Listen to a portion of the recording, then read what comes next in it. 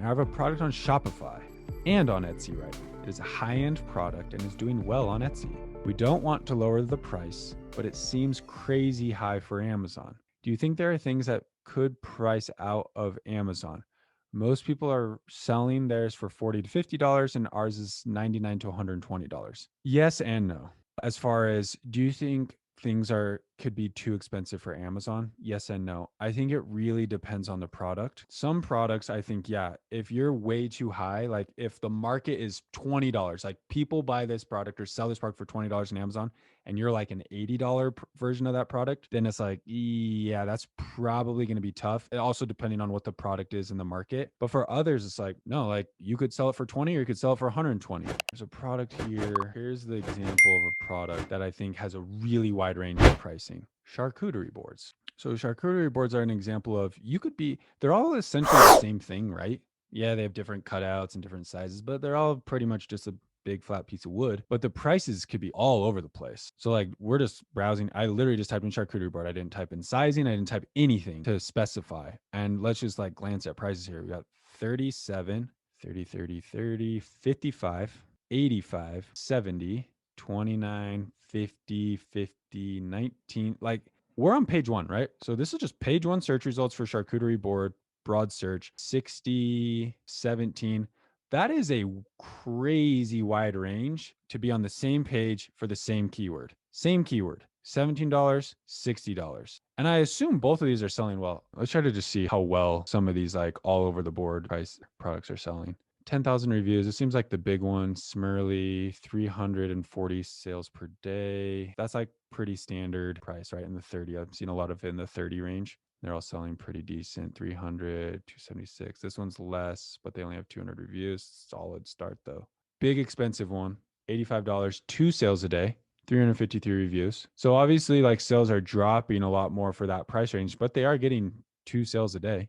Let me see if we can find some other ones on here. $50, 100 sales a day. But anyways, like this is kind of an example of a product that I think you could get daily sales. Like here's 155, only 40 reviews, but they're getting 8 sales a day. That's pretty good. 8 daily sales with 40 reviews for $55. That's solid. I mean, 12 grand a month. That's solid. I wonder what their profit margin is on that. Showing their fees is $20. So that gives them roughly another $30 to work with. So depending on their cost of goods and everything, they can make some profit off that.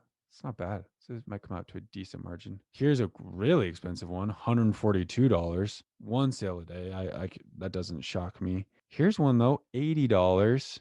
Obviously, this one is a much more extravagant, bigger board, but 51 sales a day. So anyways, like we won't go through every single one, but I really do think it depends on the product and kind of the market. So if you don't see a single other person selling like in that range, like let's say you're 99 to 120, if you don't see a single other person selling in that price range on Amazon, I would not expect to get crazy sales. You might get a couple, like some of these ones here. You might get one, you might get 2 sales a day, but maybe you might not get 300 sales a day like some of the other competitors. But here's the thing too that you can always do is you can always just try to test it. Like if you have a specific product that's doing well, like it's proving to do well on Etsy, put it on Amazon. Let's see if it does well on Amazon. I have another student who I coached a long time ago, similar sort of model, but they weren't already selling it, but it was selling really well on Etsy. So this product selling really well on Etsy, expensive product, nowhere to be found on Amazon. So we kind of explained like, hey, this is kind of more of a higher risk product. Like you're kind of taking a little bit of a shot in the dark. You have a little bit of data to back up. Yeah, people like it and people are willing to pay that price, but are people on Amazon willing to pay that price? We don't know. We just don't have the data, right? Nobody is selling this product.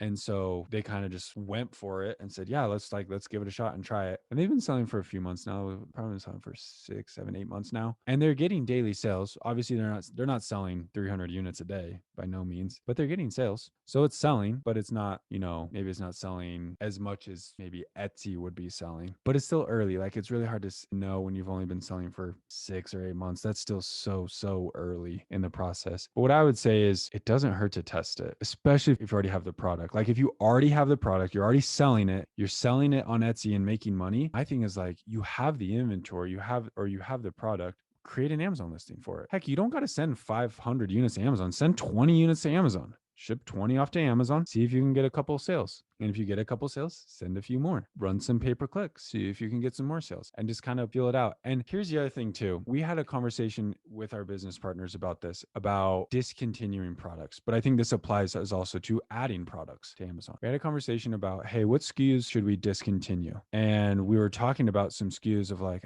should we discontinue this design? It's older and it doesn't sell as well. But at the end of the day, we looked at it and we're like, this SKU only sells 3 units a day, but that's 3 units a day.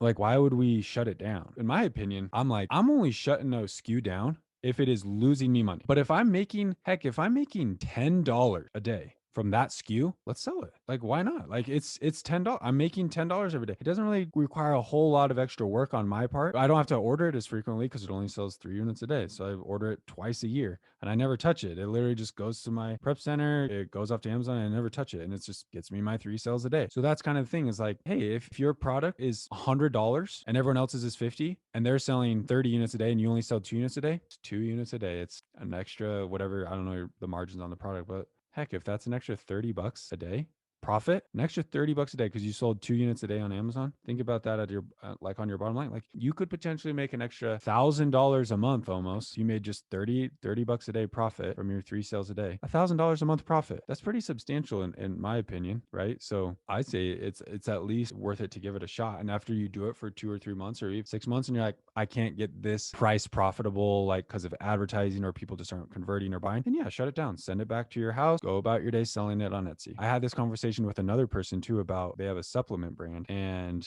their supplement brand is doing pretty good. Like, it sells well. They have a good following. They've been selling it for about 2 or 3 years now. And I'm like, you have literally like nothing to lose by selling it on Amazon. Yes, supplements are very competitive. And for most people, I don't suggest selling supplements, but these people already have a big following. They already have a huge customer base. It's already a proven product. They already have great reviews. So I'm like, you already have the foundation. You have nothing to lose by just trying. I told him, I was like, there's 2 scenarios here. Scenario 1, you send 100 units to Amazon, you create a listing, you start selling it, and in 6 months, you realize I just couldn't get profitable with it. Maybe you lost, let's even say $5,000, 5 or 10 grand. You lost 5 or 10 grand. You lost 5 or 10 grand. Like, okay, yeah, that sucks. But at the end of the day, go make your 5 or 10 grand from your job or from selling on your Shopify store, what they're already doing, and continue about your day. That's like worst case scenario, right? Best case scenario, you send 100 units to Amazon, you start selling them. Yeah, maybe you're not super profitable on the front end, but you're like, hey, people are buying this, they're liking it. You send a few more, you optimize your ads, you start getting some repeat, you do more. And then pretty soon after a year, you're like, holy crap, I'm selling $100,000 a month on Amazon and I was only selling 30 grand on Shopify. And you're like, I should have been doing this 2 years ago. And so I'm like, those are your 2 scenarios. Like, it's either you're going to be profitable or you're not. But if you're not, you learned your lesson, you gave it a shot and you tried. But if it works out, you're going to make a lot of money, a lot more than you're making on your Shopify store. So that's kind of my 2 cents there. Couple other questions here. So just follow up here, kind of going back to the pay-per-click thing. So be aggressive with pay-per-click ads. Yes, be aggressive with product ads, product sponsored ads, brand ads. Those are the 2 big ones on Amazon, right? And then off Amazon. I'm not a huge fan of like running Instagram ads for your Amazon store, like from the get-go. There's better ways to spend your money. If I was going to spend money, I'd go with influencers on social media to launch. If like way down the road, you're like, any other good advertisers will tell you the same thing. Like, I would not spend any money on Facebook and Instagram ads until your Amazon ads are just crushing it. Then you'd be like, okay, I'm just making so much money and I just don't know what to do with it. So I'm gonna run Amazon ads or Facebook ads. But I would not even entertain Facebook and Instagram ads until your Amazon ads are crushing it. If you can't do well with Amazon ads, very low chance you're going to do well with Facebook ads. Like, it's just a whole different beast. So yeah, I would spend your money, if you want to spend money off Amazon, spend it on influencers. Pay influencers or give them free product to promote your product when you launch.